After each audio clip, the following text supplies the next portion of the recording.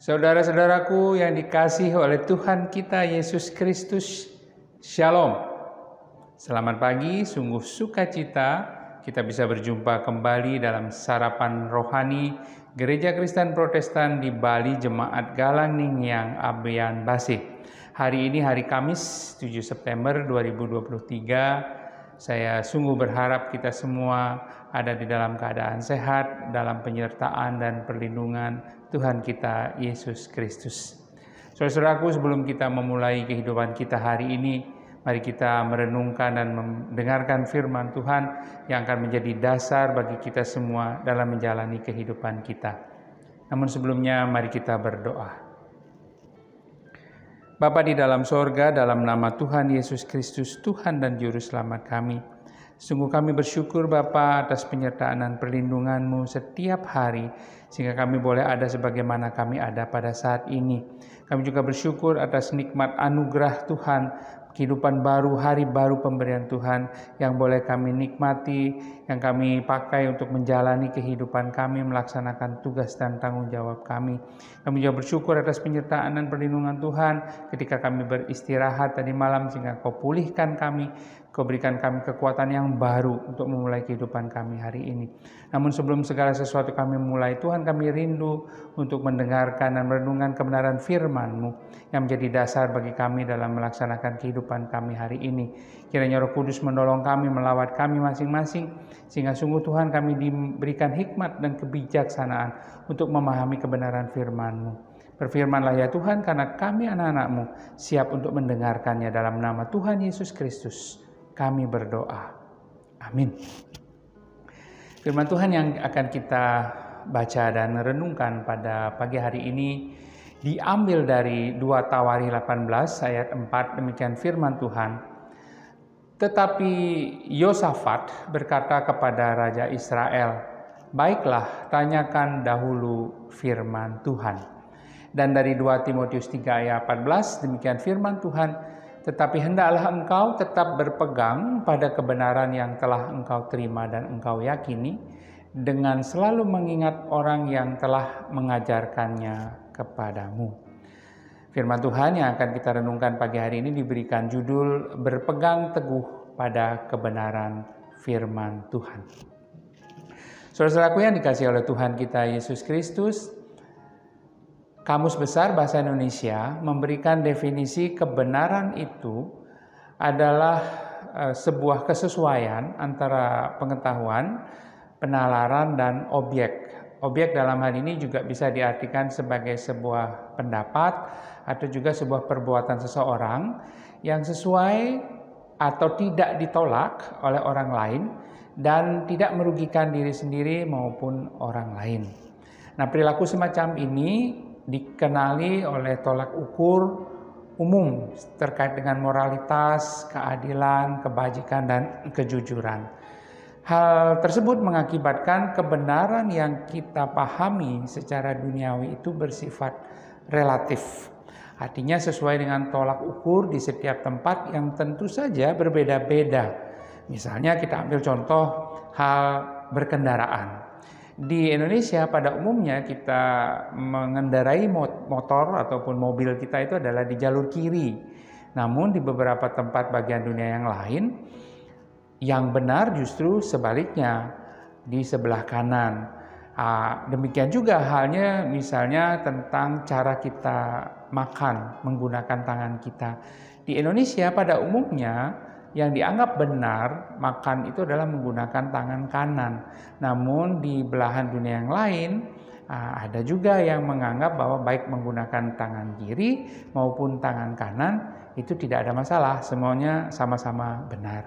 Dan banyak lagi contoh-contoh lain yang menunjukkan bahwa kebenaran yang kita pahami secara duniawi itu bersifat relatif sesuai dengan tolak ukur di tempat tersebut. Demikian juga dalam era media sosial seperti saat ini, kita juga seringkali dihadapkan pada sebuah kenyataan atau fakta bahwa Tidak jarang ada kabar berita yang tidak benar namun disebarkan secara masif menjadi sebuah kabar yang seakan-akan benar, atau kita lebih mengenal dengan istilah hoax. Nah, tentu ini juga menjadi fakta bahwa kebenaran yang kita pahami di dunia ini adalah bersifat relatif.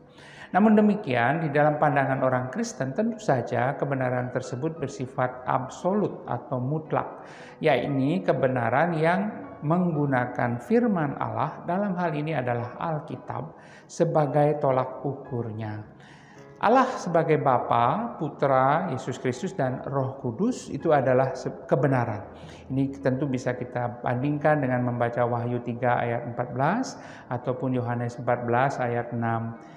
Firman-Nya juga disebut dengan kebenaran dalam Yohanes 17 ayat 17 dan 2 Korintus 11 ayat 10. Artinya bahwa kebenaran tentang Allah yang harus kita ketahui itu diungkapkan secara jelas dan nyata di dalam firman Allah atau di dalam Alkitab. Alkitab adalah wahyu dari Allah, perkataan Allah yang tidak mungkin salah. Singkat kata, Allah dan firman-Nya adalah benar, sesuai fakta, otentik, akurat, dan dapat dipercaya.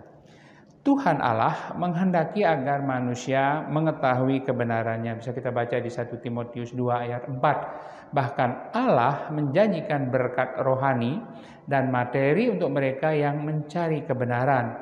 Kebenaran hanya dapat diketahui dan ditemukan melalui Alkitab. Saudara-saudaraku yang dikasihi Tuhan, bahwa standar kebenaran menurut Alkitab berpusat pada kesempurnaan Allah di dalam setiap sikap, perilaku, dan ucapan Allah. Karena itu hukum Allah sebagaimana yang diungkapkan di dalam Alkitab ini menggambarkan sifat Allah dan mengungkapkan tolak ukur yang Ia gunakan di dalam menilai kebenaran insani. Berdasarkan pada firman Allah atau Alkitab, maka sifat-sifat kebenaran yang diungkapkan di dalamnya memiliki sifat, di antaranya kebenaran ini adalah diwahyukan oleh Allah itu sendiri. Kebenaran Allah itu adalah objektif, bukan subjektif, mutlak, bukan relatif, dan bisa diketahui. Kebenaran Allah bersifat universal, di semua tempat, segala waktu dan masa sama, jadi bersifat universal. Kebenaran Allah berlaku secara kekal dan penting, bukan bersifat tren. Kebenaran Allah bersikap eksklusif dan spesifik. Dan yang terakhir, kebenaran Allah bersifat sistematis dan utuh. Saudara-saudaraku yang dikasihi Tuhan kita Yesus Kristus, sayangnya kebenaran sejati yang sempurna ini tidak mungkin diupayakan oleh manusia secara mandiri. Kenapa? Karena tolak ukurnya terlalu tinggi.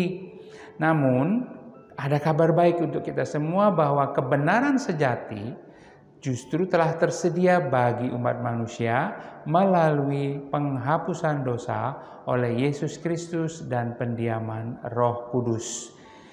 Kita tidak memiliki kemampuan mencapai kesempurnaan secara mandiri, namun kita yang percaya kepada Tuhan Yesus Kristus dan pengorbanannya di kayu salib memiliki kebenaran Kristus.